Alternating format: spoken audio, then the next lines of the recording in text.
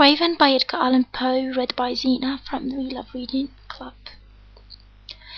Once upon a midnight dreary, while I pondered weak and weary over many a quaint and curious volume of forgotten lore, while I nodded, nearly napping, suddenly there came a tapping of someone gently rapping at my chamber door.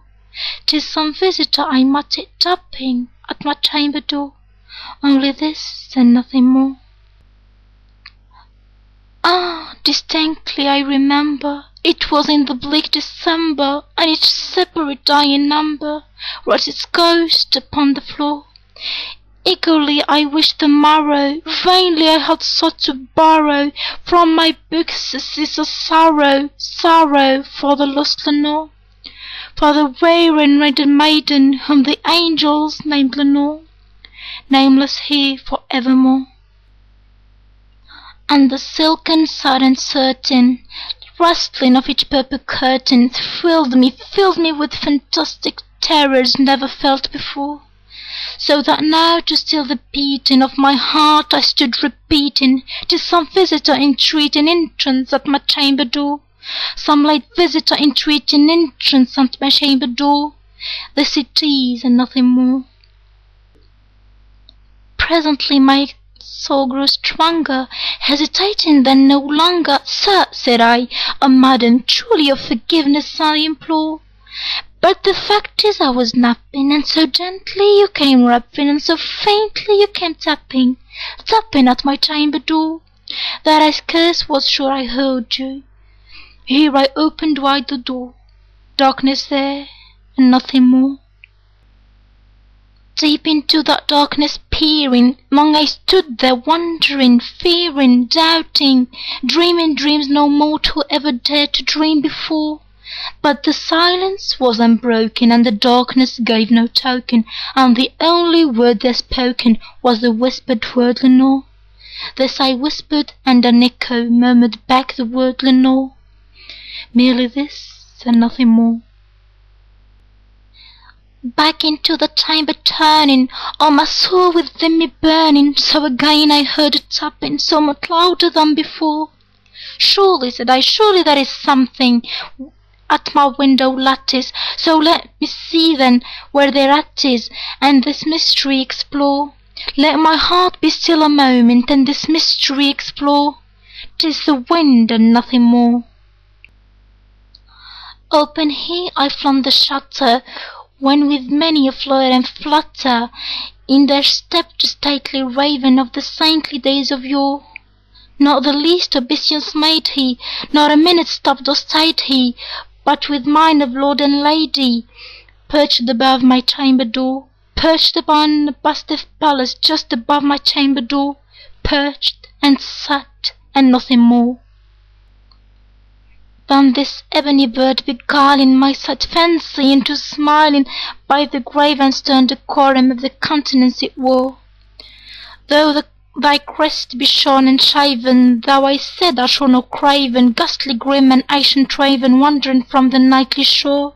Tell me what thy lordly name is on the night's Plutonian shore." Quoth the raven, "Nevermore." Much I marvelled this ungainly fowl to hear discourse so plainly, though its unsolid or meaning little relevancy bore.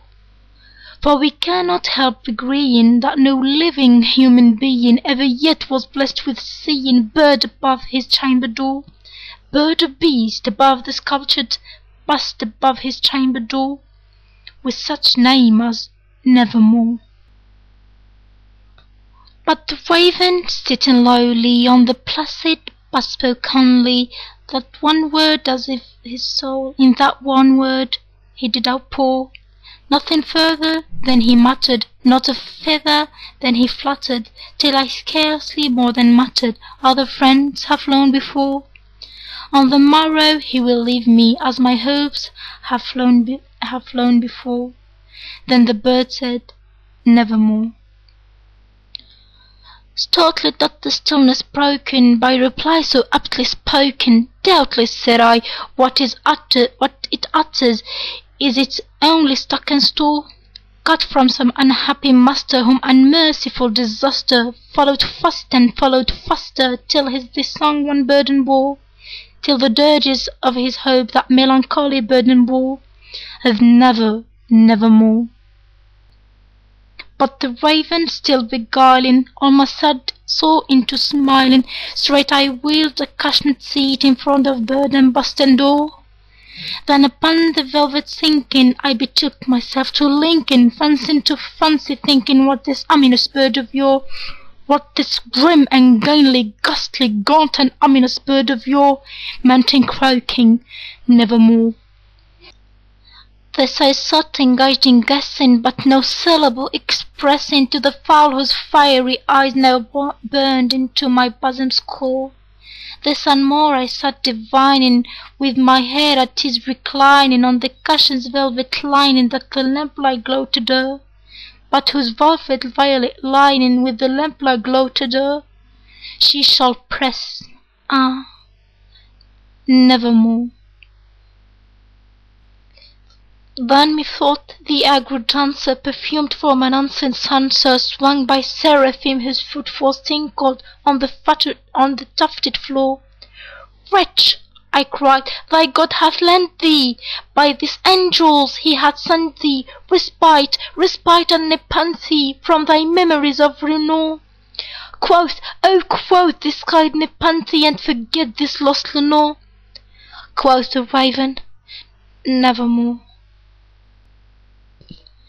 "Prophet," said I, "think of evil, prophet still, if bird or devil, whether tempest sent or whether tempest tossed thee here ashore, desolate, yet all undaunted, on this desert land enchanted, on this home by horror haunted, tell me truly, I implore, is there balm in Gilead? Tell me, I implore." Quoth the raven, "Nevermore." "Prophet," said I, "think of evil, prophet still, if bird or devil, by the heaven that bends above us, by that God we both adore, tell the soul with sorrow laden, if within the distant Aidenn it shall clasp a sainted maiden, whom the angels named Lenore, clasp a rare and radiant maiden, whom the angels named Lenore." Quoth the raven, "Nevermore." "Be that word, O sign of parting, bird of fiend," I shrieked upstarting, "get thee back into that tempest and the night's Bretonian shore. Leave no black plume as of token of that lie thy soul hath spoken. Leave my loneliness unbroken, quit the bust above my door. Take thy beak from out my heart, and take thy form from off my door." Quoth the raven, "Nevermore." And the raven, never flitting, still is sitting on the pallid vested palace just above my chamber door, and his eyes have all the seeming of a demon's that is dreaming, and the lamplight o'er him streaming throws his shadow on the floor, and my soul from out that shadow that lies floating on the floor shall be lifted nevermore.